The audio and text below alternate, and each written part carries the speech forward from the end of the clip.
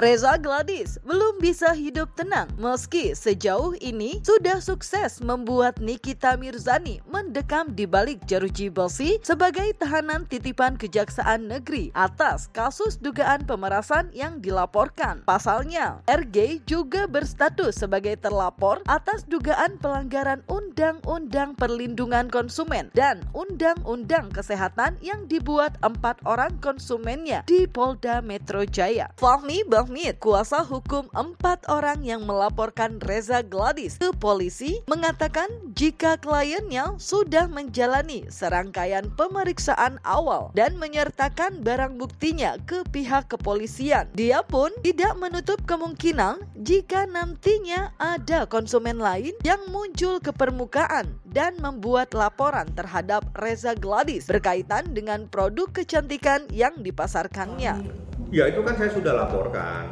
korbannya 4 orang dan orangnya sekarang saya rahasiakan. Kayaknya sih banyak nantinya, tapi kalau ini anggaplah sebagai awal. Tapi kalau ini misalnya dalam berproses, bisa jadi yang lainnya pada turun semua untuk membuat laporan. Itu bisa terjadi, apa saja bisa terjadi di saat seseorang udah mulai marah. Kan mereka itu konsumen, saya tidak tahu, tapi kan konsumen punya hak. Anda membeli berarti Anda konsumen. Terkait laporan yang bergulir di Polda Metro Jaya, pihak Reza Gladys pun sudah memenuhi panggilan polisi untuk dimintai klarifikasi. Di situ, pihak Reza Gladys membantah seluruh tuduhan yang dilayangkan dan menyerahkan seluruh dokumen yang membuktikan seluruh legalitas dan perizinan terkait aktivitas Reza Gladys sebagai dokter kecantikan. Selain itu, berkas-berkas yang berkaitan dengan bukti bahwa produk kecantikan yang dijual sudah berizin BPOM dan tak mengandung zat berbahaya juga turut diserahkan dalam panggilan klarifikasinya. Dok, hai dok. Oke, Dok, situ aja dok. siap. Oke, Om Biring. Dokter Biring. Om Biring. Gimana, Bang? Ya, Ya, Mak. alhamdulillah tadi istri aku pemeriksaannya berjalan lancar. Kita sebagai warga negara yang baik, yang taat hukum, kita memenuhi klarifikasi dari penyidik dan alhamdulillah semuanya berjalan lancar. Ada beberapa pertanyaan kita jawab juga karena semua data-data yang kita kasihkan pun sesuai dengan produk-produk yang mempunyai izin edar dan lain sebagainya. Jadi nanti mungkin selengkapnya boleh dengan Bapak Biring dan tim Dok, kita. beberapa pertanyaan menghadap penyidik tadinya diminta semua data-data untuk dilengkapi dan kita lengkapi seperti data legalitas Dr. Reza, kita lengkapi legalitasnya. Diminta lagi legalitas daripada klinik-klinik yang ada, itu ada 8 klinik ya, legalitasnya semua ada 8 klinik. Kemudian legalitas daripada produk semua diperiksa, itu juga legalitasnya lengkap ya. Ada NA ya, NA itu BPOM-nya, ada izin edarnya ya, ingredients-nya semua jelas ya, sehingga tidak ada yang menyimpang dari ingredients-nya ya, sesuai dengan tidak ada over claim itu tidak ada. Zat-zat berbahaya juga tidak ada karena BPOM sudah memeriksa dengan teliti ya, komposisinya itu juga sudah diperiksa dengan teliti. Itu kan ada variabelnya, ada tidak persis sama tapi ada angka yang variabel, bisa naik turun sedikit-sedikit, itu ada. BPOM sudah periksa semua. Jadi legalitas daripada Dr. Reza, legalitas daripada klinik, legalitas daripada produk semua sudah kami sampaikan dan semuanya lengkap. Ya. Itu ada 6 produk yang dilaporkan terkait apa yang disampaikan oleh penyidik tadi. Kami sudah menyerahkan keseluruhan dokumen. Jadi logika gini Pak, orang datang di kantor polisi itu tidak mungkin dalam rangka kondangan, acara hajatan atau lagi acara baca-baca doa. Di kantor polisi itu datang pasti kalau dia tidak lapor polisi, dia yang dimintain keterangan.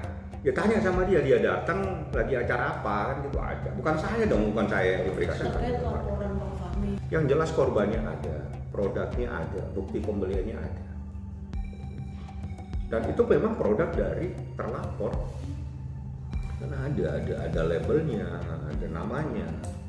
Banyak banget, saya satu kantongan saya bawa. Berapa kantongan saya bawa itu banyak sekali. Yang kemudian menarik dan memicu perdebatan hangat adalah anggapan pihak Reza Gladys tentang bukti yang dilampirkan pihak pelapor. Dalam keterangannya, kuasa hukum Reza Gladys menyoroti tentang bukti pembelian yang dilampirkan dengan produk yang menjadi bagian dari barang bukti berada dalam rentang waktu yang berbeda. Hal itu dinilai Fahmi Bahmid hanya sekedar bantahan yang tak berdasar. Bahwa tadi penyelidik memperlihatkan kepada kami kapan dibeli dan kemudian memperlihatkan kepada kami produk yang dibeli. Belinya tahun berapa? 15 Maret 2023. Belinya tahun berapa? Produknya tahun berapa? Ngerti ya? Ya, membeli tahun ini dikasih produk tahun ini. Aduh, janganlah. Dia tahu nggak kapan belinya? Kabarnya tahun 2021. Dari mana dia tahu tahun 2021? Kabarnya dari 2030. Dari mana dia tahu? Dari statement Bang Julianus. Enggak, tahu dari mana kan? Itu tahu dari mana belinya. Dia punya bukti pembelian tidak. Yang tahu bukti tahun berapa itu saya. Yang tahu belinya kapan itu korban. Udah, dia pernah suruh liatin mana bukti pembeliannya tahun berapa. Jadi jangan ngomong tahun 2021, mungkin tahun 1945. Tapi tidak bisa menunjukkan bukti pembeliannya bahwa orang beli, ini loh si A beli tahun ini buktinya. Tapi kalau dia tidak bisa menunjukkan itu, berarti dia tidak tahu. Oh, saya yang tahu kok, diserahin buktinya di hadapan saya. Anda bisa menyatakan si Fulan membeli tahun 2023. Apa? Nggak ada, kalau cuma cerita, bisa saja tahun 45 zaman kemerdekaan. Atau tahun berapa? Tahun 2020, 2021, kan suka-suka yang ngomong. Di saat seseorang membantah itu harusnya dengan data. Oh, ini belinya tahun sekian, ini buktinya. Tunjukkan ke wartawan, kalau perlu di kameranya tutupin gini. Wah, itu keren itu. Tapi kalau cuma bicara saja, berarti kasihan teman-teman wartawan. Anda dikasih informasi yang tidak dapat Anda buktikan. Karena ini persoalan hukum, bukan persoalan yang lagi dongeng dalam sebuah cerita. Hukum itu adalah bukti. Ini loh buktinya, si A beli tahun sekian. Itu saja. Tak sampai di situ, pihak Reza Gladys juga berasumsi jika laporan 4 orang yang diduga menjadi korban produk kecantikan yang diproduksi oleh Reza Gladys adalah upaya Fahmi Bahmid yang juga menjadi kuasa hukum Nikita Mirzani untuk mencari kesalahan kliennya. Hal itu pun langsung dibantah oleh Fahmi Bahmid dengan tegas. Jadi kalau tadi setelah diperiksa klien kita ya, kita sudah mengetahui ini atas laporan rekan sejawat kami juga ya, Fahmi Bahmid ya, seperti itu. Tetapi setelah kita pertanyakan kepada penyidik, beliau katanya dikuasakan oleh 4 orang. Kalau mau mencari kesalahan yang akurat dong. Ya, jadi ketahuan banget lah ya. Jadi ya saya nggak mau terlampau jauh komentar. Yang pada prinsipnya adalah klien kami itu dari awal kami sampaikan sejak Februari, kalau ada klien kami mendistribusikan zat yang berbahaya dan tidak memiliki izin edar, buktikan dan laporkan.